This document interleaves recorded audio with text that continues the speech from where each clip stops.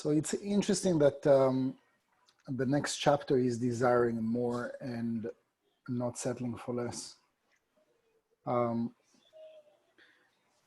It goes along the chapter in my life where we were kind of like, like pushed out of our house, the previous place where we were living, to find ourselves in this new place, because there were some things that were happening and we're not happy about, and then we're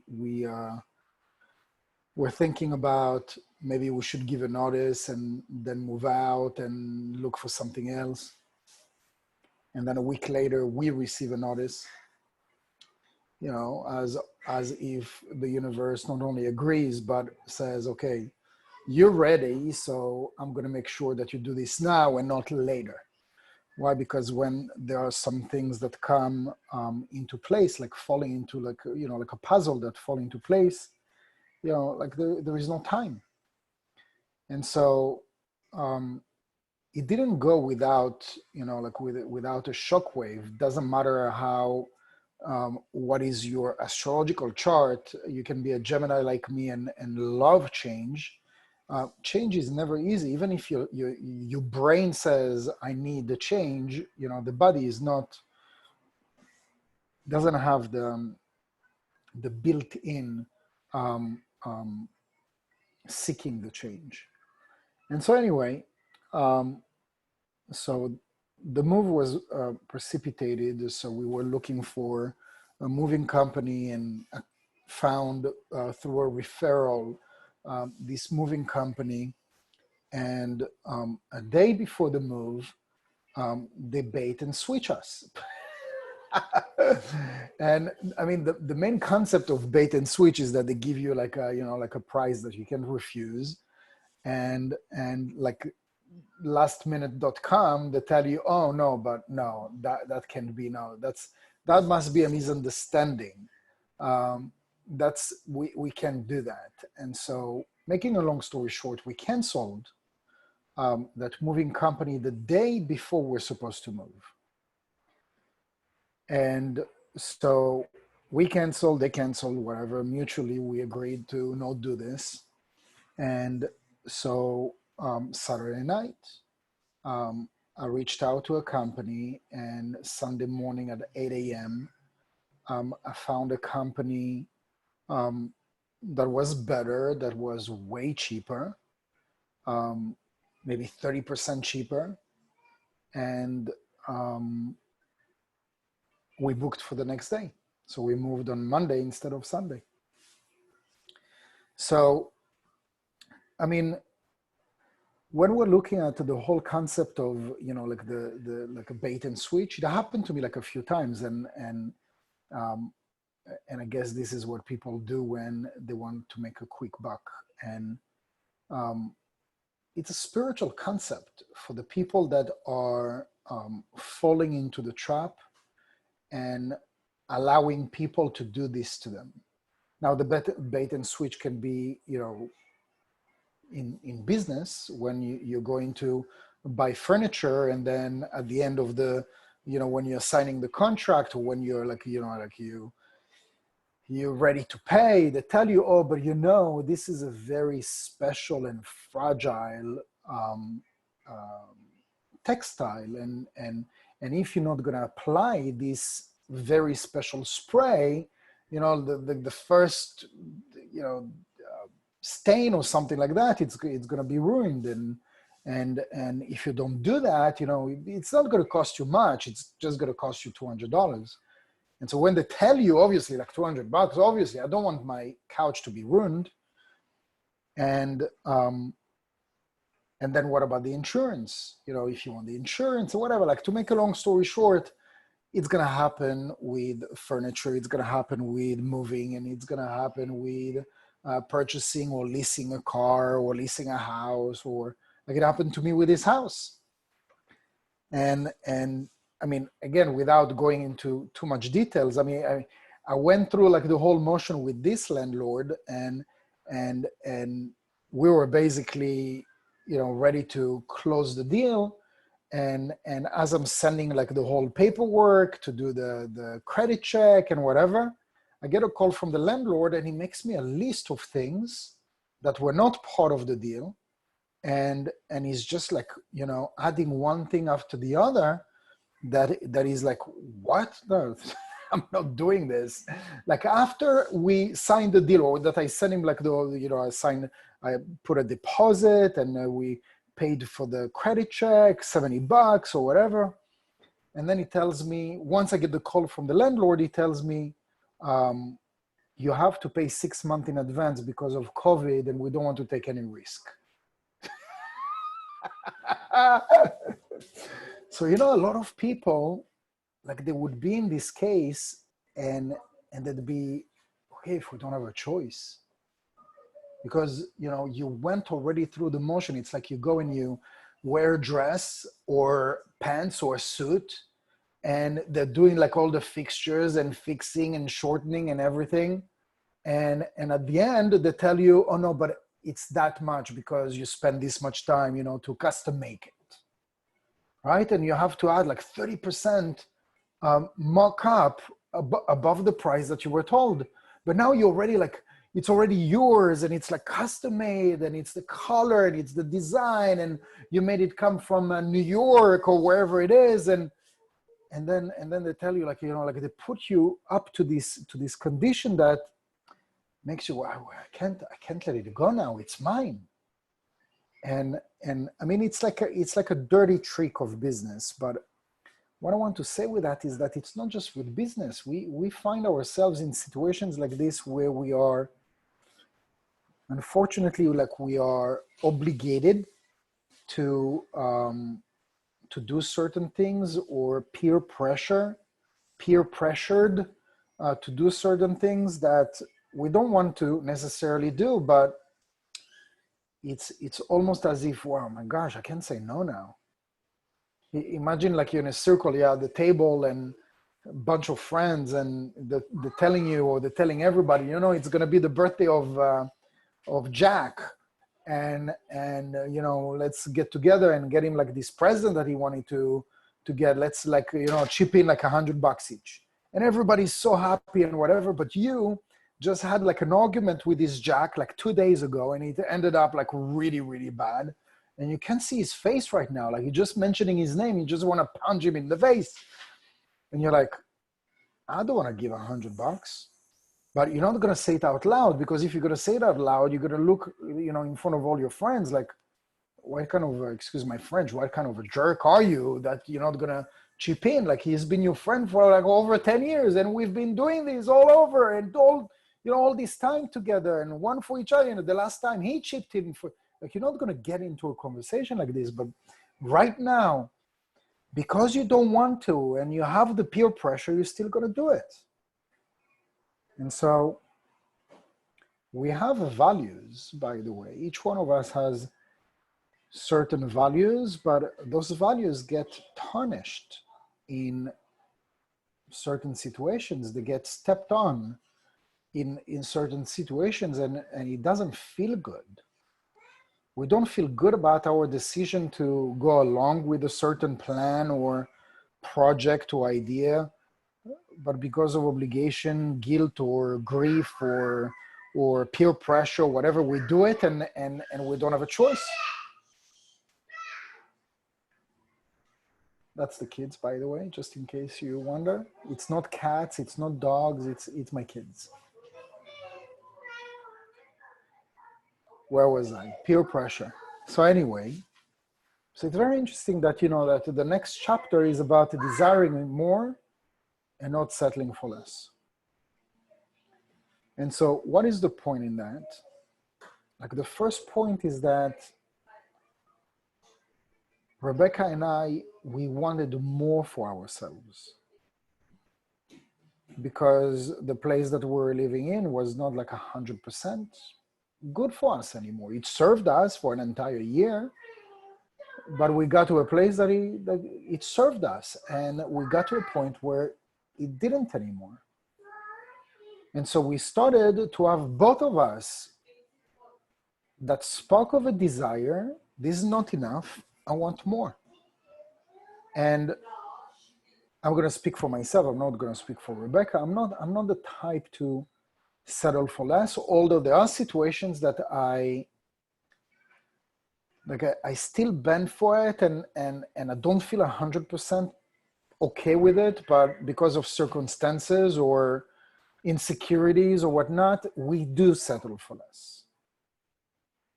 There are a lot of situations or people or couples that settle for less, and they would use the argument, or we do it for the kids. So they would settle for less for like 20 years until the kids are grown up and they're sent to college, and then they can, be set free, if you see what I mean. And there are people that do the same with a job, with something that brings them a certain income, because if they're not going to settle for less, they're going to expose themselves to financial insecurity. And it's not, life cannot just be about us, right? Like we're thinking like in a spiritual way, isn't it?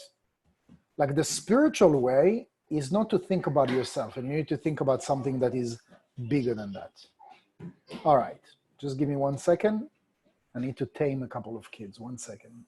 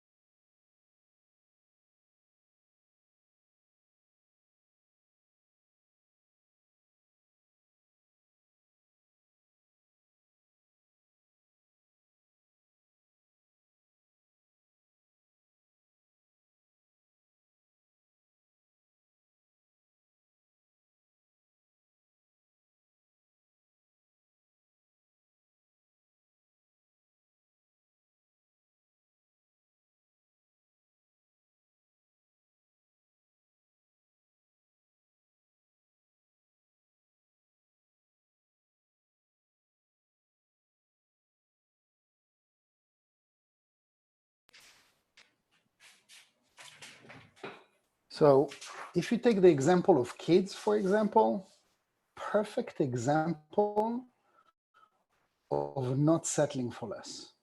Like think about it, when they're throwing a tantrum, they're not settling for less. I want it, and I want it now.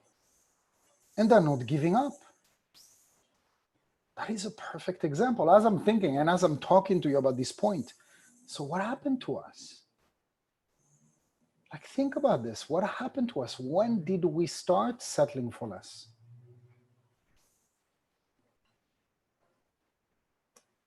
Can be like a gazillion of, like, I mean, I have my own personal, thoughts that come to me as answers. People get married, so you have to settle for less. You have kids, so you have to settle for less. You pay mortgage, so you have to settle for less. Like so many reasons why we do settle for less. Again, what is settle for less? Wanting less for ourselves. It's not desiring more. Yes, the brain, the mind is like, I want more. Obviously, I want more. But in the action and in the heart and in the emotional level, in the belief systems, we settle for less. The mind says, of course I want more. And so in countless of ways, we needed to go back to being children. Go back to being kids, because kids, they don't care about anything. They don't care about anything, and they do not settle for less. This is why they throw tantrums. And then we tell them, enough. Enough is enough. You got this, that's enough. You got it twice today, that's enough. We limit our kids. And society does the same with us, with the economy, with what's the word, with the stimulus, right? So you got one stimulus in the United States, you got one stimulus, you should be happy about it. And then we want another stimulus and another stimulus. I mean, there are some countries that they get money every month.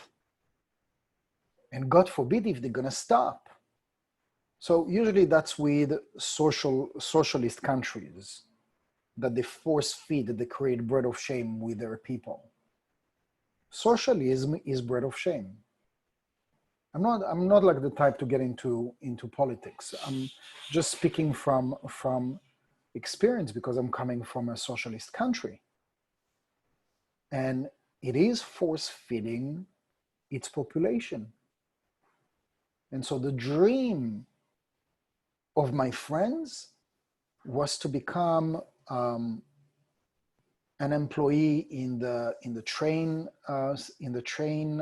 company, or in the electrical company, or in the post office. Even if after 15 years you would earn maybe $1,300 a month. $1,300 a month after 15 years of experience. But it has the security of the employment. The rare are the chance that you'll get fired, early retirement. There are some advantages. But this is how a socialist country is like sort of like kvetching the vessel. This is why this is one of the things that I love about the United States. I mean, there is, with everything, there is pros and cons. Is that you want it, you need to go get it. You want to be successful, you got to get out and work. I remember I had like thoughts about creating my own company in France. It's impossible. It's impossible. To open a company, you need to have a capital. You need to have a capital of like $10,000. Who has $10,000 to start a company? Majority of the people, they don't. Unless you get a loan from the bank, or you have like, rich family or whatever. You don't just start with like, and this is like just to put in the bank. You didn't do anything else. You didn't start renting and buying furniture, just having like this money in the bank. Here to have a company, what's going to cost you? $100, $150? Depending the state, whatever it costs, like to create an LLC or whatever, it's like 170, 150, depending on the state. And then go and good luck. You can open like a stand in a flea market, or like there are people that are purchasing things online and selling them online and making a couple of bucks. And if they're successful, they're making good money. They're hustlers and whatever. So many ideas in the United States that are so much promoting success. That's why when we're talking about like the American dream, I don't know if the American dream is as valid and current as it was like in the gold era. Is that how we call it? Like the gold era? That was like the true American dream, right? Like you would come to the United States, you would get like a chunk of land and go and look for gold or whatever. Western movies. But what I'm trying to say with all this is it's a big, big concept. Desiring more and not settling for less. It's definitely something that is ingrained in us, in our mind, in every area of our life, with our health, with our physical condition, with how we treat ourselves, with how we treat others, and how we let others treat us. It's ingrained in every single area of our life. So this passage from the Zohar would ultimately help us to reverse the kvetching of the vessel, expanding our vessel, and realize that at the end of the day, we're responsible to what we are drawing back into our lives. And so a perfect scenario is that we are bombarded by continuous, endless, coincidental events. We don't believe in coincidence. Coincidental events that are leading us to perfection, to success, to good health. receiving news, reading a book, or listening to a lecture that brings us to a moment of epiphany, meeting somebody in the street, getting a text message from somebody that says, hey, I just did this thing and I was super successful at it. And because I love you so much, I want you to also be successful. Can you imagine? Like the universe is endless. So we're supposed to receive endless opportunities to be as endless as the universe because we're part of the universe. And if we're not getting these continuous endless opportunities, it is because we're setting ourselves apart from the universe. Many people reach a point in their lives in which they are not completely satisfied or fulfilled, so they conclude that life was never meant to be completely fulfilling. They resign themselves to settling for something less. But Kabbalah teaches that this is the exact opposite of the truth. We should never settle for less than total fulfillment, both physical and spiritually. One of the greatest dangers to our spiritual work is thinking that we've achieved a certain level of development and there is no need to delve deeper. The Zohar tells us that we should want more than we've ever imagined and that the light will bring it into our lives. Our purpose in this world is to have total and complete joy and fulfillment to bring about that purpose. Our deepest yearning should be for a connection with the light, with the Creator's light. But as the parable in this section explains, connection with the light means continuous striving and yearning for deeper wisdom. Rabbi Shimon explains that without constant growth in understanding, there will not be a constantly growing revelation of the Creator's light. To truly yearn for deeper understanding is much more than an intellectual experience. In a letter to Rav Berg, my father and teacher, from Rav Yehuda Brandwein, his teacher master, Rav Brandwein referred to the fact that there are infinite levels of wisdom in every teaching. Discovering these levels is a physical sensory experience, like finding a new taste in a sip of wine. We can't discover the next revelation until our eagerness for it is always present. As long as our desire for understanding continuously grows, our taste and feel for the wisdom will continuously deepen. We are able to physically sense the light of the Creator within. This reading is an introduction to a section of the Zohar called the concealed book, the Safra Detzniuta, which contains the foundation for all the secrets. Rabbi Shimon explains the need for deeper learning even beyond the foundation. All right, so we're going to meditate to expand our vessel for greater yearning for physical and spiritual things so that we can in return draw greater and endless opportunities, coincidences, random things coming to us in abundance so that we can experience in every area of our life the expansion of our vessel.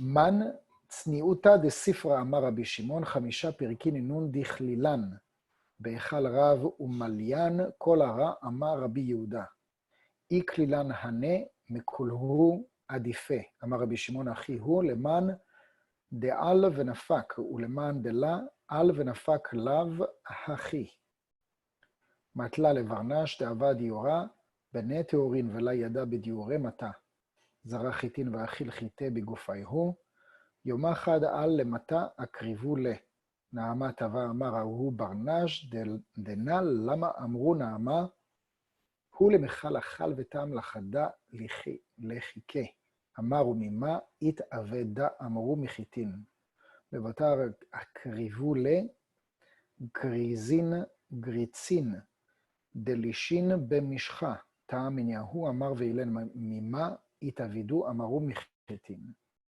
לבטר הקריבו לה תרקה מלכינה דלישין בדופשה ומשחה אמר ואילן ממה התאבדו אמרו מחיטין אמר ודאי אנא מערה דכל אילן דענה אכיל עיקרה דכל אילן דהיהו חיטה בגין ההוא דעתה מעידונה עלמא לה ידע והתאבידו, מיני כך מן דנתיק דנקית, כללה ולה ידע בכולהו עידונין, דמהניין דנפקין מהו כללה. The meditation for the last verse, this meditation awakens desire for more in every area of our life, as well as the understanding that there always is more. It brings consciousness of the need to continually deepen your fulfillment from life and your grasp of spiritual wisdom, to never be satisfied with your present situation. So let's say these few words together, again, to expand endlessly our vessel so that we can receive more in every aspect of our life. Kach man denakit klala vela yada bechulhu idunin dimahain. This one is hard even for me. Dimhanyan, got it. Dimhanyan denafkin mehahu klala. It is also with one who grasps the generality of wisdom, but does not know the delights and delicacies that are derived from that generality. Okay. Any questions, comments, anything you'd like to share with us?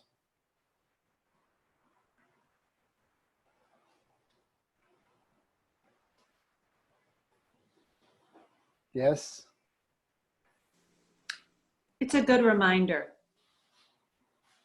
We think, of course, that we always want more, but sometimes I feel like there's guilt associated with that, even though we're taught with all these teachings that we're here to receive endless blessings, but it feels sometimes like you don't want to ask for any more because you're grateful for what you have. It's like, well, not you, me. It's like a conflicting mindset, because you don't want to seem greedy when you're grateful for what you have, but you're supposed to always want more.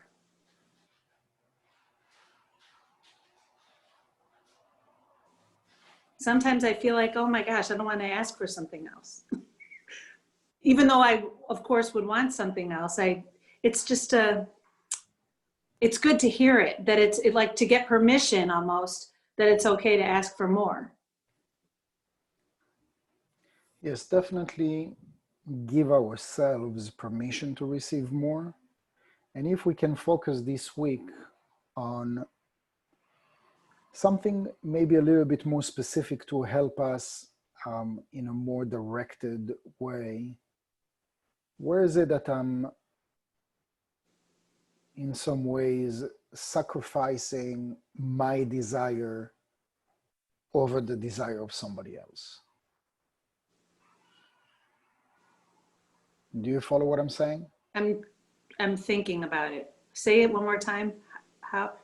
Where is it that I'm sacrificing or settling for less with my desire and letting somebody else's desire take the priority, be more dominant? Okay. I've got that. Okay. And you'll start noticing that we're doing this at least a dozen times a day. If it's not with our kids, with our spouse, with our friends, with our parents, with our children, with our neighbors, for people that work, with a coworker, with a boss. How many times actually are you letting the desire of other people run over your own desire? And every time that happens, it's a little piece of you that is being stepped on. And so when it's accumulated, you know, we're calling it low self-confidence, low self-esteem.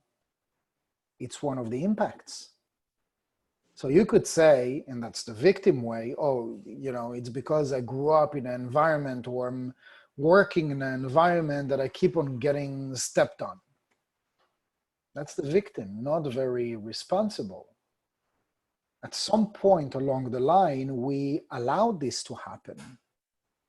We enabled those people to step on, to run over our own desire with their desire. So we didn't get violated. We didn't it wasn't done forcefully. It just is. So especially if your person and your nature is to be a people pleaser. If you're a people pleaser, it's you're target. You're target to settling for less. And when you settle for less and you let somebody else's desire run over your own desire, it's just a matter of days, of weeks that you're going to find yourself, you're going to look at yourself in the mirror and you're going to hate what you look in the mirror. And you're not going to even understand or even justify or find the arguments or the reasons. Why do I hate myself so much? Why? Because there is this entire part of you that you've neglected, not allowed to express or to voice an opinion or to voice your desire. No, actually, no, this is not what I want. This is what I want. So you're going to shock more than one person because it's been 20, 30, 40 years that you got them used to letting their desire take over your desire. This is settling for less. So many other variations of settling for less. So we could find ourselves into a codependent relationship where there is plenty of settling for less. If we can just maybe 1%, it's not a lot, 1%, become a little bit more aware of where we do it. Just to be aware is going to make you, I don't like this feeling. I don't like how it makes me feel. This is not what I want. Even if you don't do anything about it yet. Just the realization, the awakening is going to bring you to such an accelerated phase of an epiphany. And if it brings you to that awakened state, you're going to start doing things that do make you feel good. Where you're going to start listening more to what it is that you want, to your own desires. And ultimately feel happier, more joyful, more fulfilled, which is the ultimate purpose. To be joyful and to be happy, to be fulfilled. But it starts with us. We can never be in a place we're having a conversation either with ourselves or with other people. We listen to other people and this and then we partake into their judgment of others for doing this and that and trapping them and blocking them and suppressing them. It's not their fault. I mean, you put yourself in this situation and you're either allowed or enabled. Sure, they are dominant, but it's for you. How does it serve you? How does it serve you? It serves you in a way that this person has been sent by the Creator, by God, by the universe, to allow this part of you to blossom, to mature. So right now I'm dominant over my children because I'm educating them and I'm trying to, as best as I can, my wife is doing a much better work at that, at giving them the balance between the good and the bad, teaching them with conscious parenting. But at some point you need to just, you already they're super independent. Already at the age of 6, they're already super independent. They don't don't come into my room. Or she would even say boundaries. Daddy, I need boundaries. What? I need my space. You taught them, so now eat it.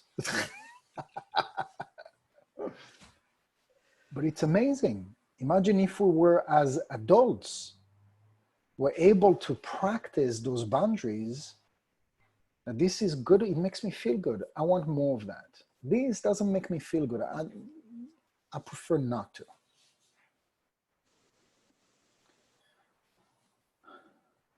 Anything else? Thank you so much. Such a Sure. good. Thank you, Yehuda. You're welcome, guys. I'll see you, God willing, next week. Thank you. Bye-bye. Bye-bye. Thank you. Thank you. You're welcome.